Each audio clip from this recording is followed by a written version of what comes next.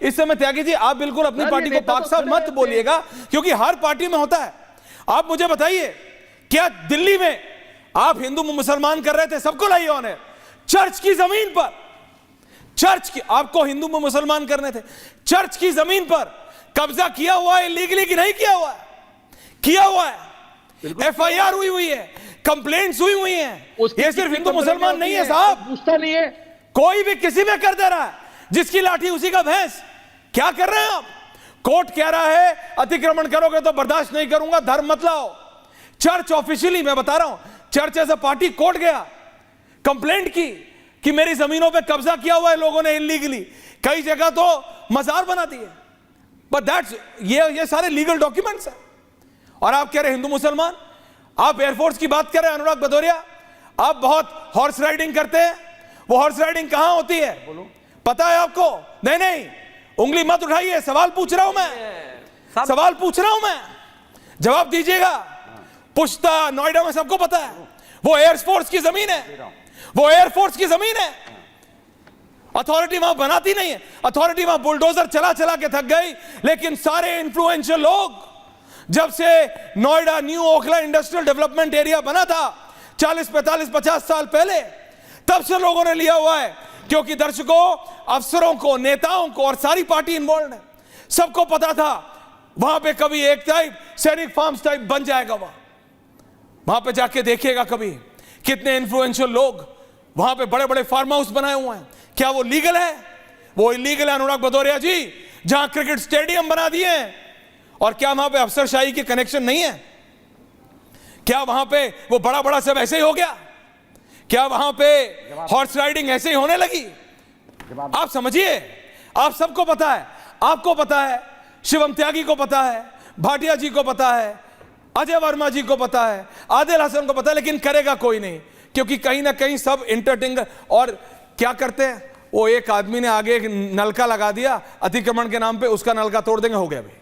किसी ने गार्डन बना, वहां पे साहब एकड़ों पे कब्जा किया हुआ, उसका कुछ नहीं, बड़े लोगों का।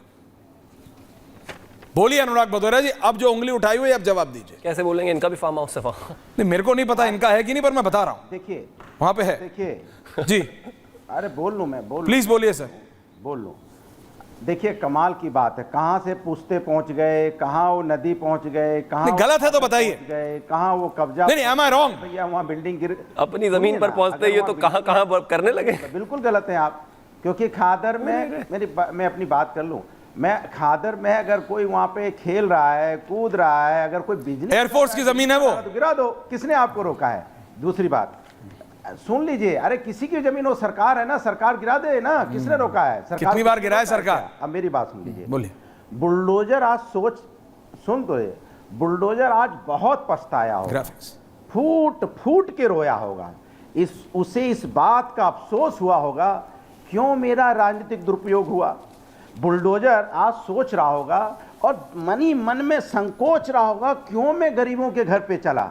अच्छा हुआ सर्वोच्च न्यायालय से न्याय मिला, हम बच गए अन्याय से। सवाल है कि बुलडोजर का क्या गलती है भैया? बुलडोजर का तो दिमाग होता नहीं है, सरकार उसके ऊपर दिमाग। बुलडोजर की ये गलती है कि बुलडोजर को 10 साल 15 साल आपने उसमें डीजल ही नहीं डाला, उसकी चाबी बंद करी और चाबी फेंक दी गंगा जी में, डीजल डाला कि जा बुलडोजर तू नहीं चलेगा। हमने तो जिसकी जहां मर्जी पड़ी उसने वहां अतिक्रमण कर लिया। हमने, अरे बोलने ही नहीं दोगे? नहीं, बोलने दे रहा हूं, आपको जवाब दे रहा हूं। बोलने दो ना। बुलडोजर ये रो रहा है, 15 साल उसको कोई काम नहीं लिया, तो अभी वो ओवरवर्क कर रहा है। तो दो, हाँ बोलने तो दो। बोलिए 30 सेकंड। हाँ वही, बुलडोजर को कभी हमने न्याय का प्रतीक नहीं बनाया, उसमें डीजल डाला अवैध निर्माण गिराने के लिए। हमने उसमें डीजल इसलिए डाला कि विपक्षियों के घर गिराने हैं, राजनीतिकरण करना है, राजनीतिक फायदा देखना है, इसलिए हमने कभी बुलडोजर में डीजल नहीं डाला, ना डालेंगे, क्योंकि हम संविधान को मानने वाले लोग हैं, न्याय आप बिल्कुल मत डालिए वाले लोग। आप एयरफोर्स की जमीन पे घोड़े दौड़ाइए। शिवम त्यागी जवाब दे रहा है, थैंक यू। लोकतंत्र का सम्मान, वो एयरफोर्स की जमीन है,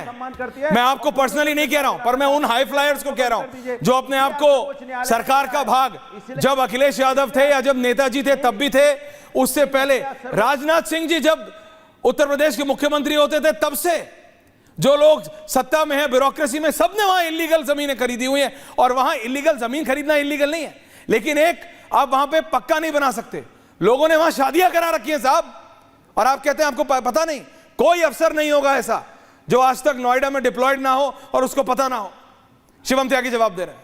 अब देखिए, अब मैं तो जानता नहीं, अनुराग भदौरिया ही वहां घोड़ा दौड़ाते हैं, तो ये शिवम त्यागी नाउ डोंट बी ज्यादा बेहतर जानते होंगे, लेकिन मैं सबको पता है क्या है। हाँ बोलिए, पॉइंट पर आता है, एवरीवन नोस। बोलिए, इतने पैसे उनके पास हैं, वो जानते होंगे, मैं नहीं। लेकिन अनुराग जी रिलैक्स। देखिए, बुलडोजर अगर किसी पर चला तो वो चला अतीक अहमद पर, जिसकी जमीन में फ्लैट्स बन गए। उत्तर प्रदेश सरकार ने 74 फ्लैट्स बना के उनकी चाबियां गरीबों को दे दी, क्योंकि वो जमीन गरीबों की ही थी। बुलडोजर अगर चला तो मुख्तार अंसारी के गजल होटल पर चला, उसको जमींदोज करके वहां पर फ्लैट्स बनाए और लोगों को दे दिया, गरीबों को दे दिया, और वो आज वहां रह रहे हैं। उनको ही देना था। विषय यही है। बड़े बड़े धनाढ्य 10-10, 12-12 हजार करोड़ के लोग बन जाते हैं, क्योंकि ये जो है एक्सटेंडेड विंग की तरह काम करते हैं समाजवादी जैसी पॉलिटिकल पार्टी के लिए। उन लोगों की, वो जो लोग गरीबों की जमीन कब्जा कर जो वो वहां पर बना रहे थे, उसको हटाकर गरीब आदमी को वापस दे दिया, तो क्या बुराई है भाई? लेकिन अब ये देखिए, अनुराग भदौरिया को इतना दर्द होने लगा, ऐसा क्या हुआ? अरे ऐसा क्या हुआ भाई, बताइए। नहीं देखिए, कितना नहीं, कितना भी चुप जाए, कितना भी चुप जाए, लेकिन अगर किसी गैंगस्टर ने, किसी मवाली ने, किसी गुंडे ने किसी पुरानी सरकार में जमीन कब्जा कर अवैध तरीके से रखी हुई है, तो उस पर बुलडोजर चलना ही चाहिए। और ये तो गरीब की भलाई के लिए है। एक आदमी को ही 10-10 हजार करोड़ बनाने की क्या आवश्यकता है, वो भी गरीबों की जमीन कब्जा कर। आप इसमें ये मत बोलिए कि पहले की सरकारों में, क्योंकि मैं बता रहा हूं कई चीजें, मैं नहीं कहता कई, हर चीज अखिलेश यादव जब मुख्यमंत्री रहे होंगे, मैं नहीं कह रहा कि सारी चीजें उन तक पहुंची होंगी, लेकिन अनंत विजय जी, ये एक रियलिटी है हमारे ऊपर कि ब्यूरोक्रेट्स कई स्तर पे कई खेल करता है, और ये सारे प्रदेशों में होता है। हमारे ऊपर आप देखिए महाराष्ट्र में लोनावाला में क्या हुआ, सबको पता है, सबको पता है। उत्तराखंड में मसूरी में लैंडोर एक जगह है, कैंटोनमेंट एरिया है, वहां तो पत्रकारों ने, हरीश रावत की सरकार थी, पता लगाइए, जब बन रहा था वो इलीगल, तब 3 लोग मर गए थे वहां के, तब भी कुछ नहीं हुआ। तो फिर ये सबको पता है अतिक्रमण, लेकिन अतिक्रमण ना हिंदू मुसलमान देखता है, ना नेता ब्यूरोक्रेट देखता है, ना पत्रकार, ना कुछ और देखता है, इलीगल है। अनंत विजय जी, एंडिंग कमेंट्स। मैं तो यही कह रहा हूं ईश्वर जी कि इलीगल का कोई धर्म नहीं होता, कोई मजहब नहीं होता, कोई जाति नहीं होती, वो सिर्फ और सिर्फ अतिक्रमण देखता है और अपने पैसे की वो मुनाफा देखता है। मैं सारे पैनलिस्टों से ये गुजारिश कर रहा हूं कि आज सुप्रीम कोर्ट का जो आदेश है वो एक तरह से सारे नागरिकों को एक तरह से विचार करने वाला है। इसके मूल में जाना चाहिए और उस पर विचार करना चाहिए कि कानून के लिए सारे बराबर है। भाटिया जी, दिनों से कहा जा रहा है कि सारे नागरिकों के लिए एक समान कानून होने चाहिए। आज सुप्रीम कोर्ट ने पुनः उस पर लगाई है अतिक्रमण के मामले को लेकर। That's right. Rashidi ji, ending comments. Shivam, welcome to Ajay. Rashidi ji बोलिए। देखिए, मैं ये कहना चाहता हूं कि जब अतिक्रमण होता है, ये सरकार और सरकारी अफसरान कुंभकर्ण की नींद सोते हैं, You are right. घूस लेके मैं आपके साथ हूं। और जब कोई मामला सामने आता है तो उसको धर्म का रुख दे देते हैं कि साहब ये तो दरगाह है, ये तो मंदिर है, ये तो नहीं टूट सकता, इसमें तो हमारा हिंदू वोट चला जाएगा, हमारा मुसलमान वोट चला जाएगा। होता है। दूसरी बात, सरकारें भी तो कब्जा कर रही हैं हमारी जमीनों पे। अगर सरकारें कब्जा करें तो वोट ले आए इसमें। ये देखिए, मेरे पास लिस्ट है पूरी। हाँ, मैं समझ गया, ये मेरे पास लिस्ट है पूरी। थोड़ा बहुत दिमाग है, सरकारों ने कब्जा कर रखा है जमीनों पर। कोई नहीं। उसका क्या करें? उसका क्या करें? उसका क्या करें? क्या सरकारों को भी छोड़ना चाहिए नहीं जमीनें वो? ओके, पॉइंट कब्जा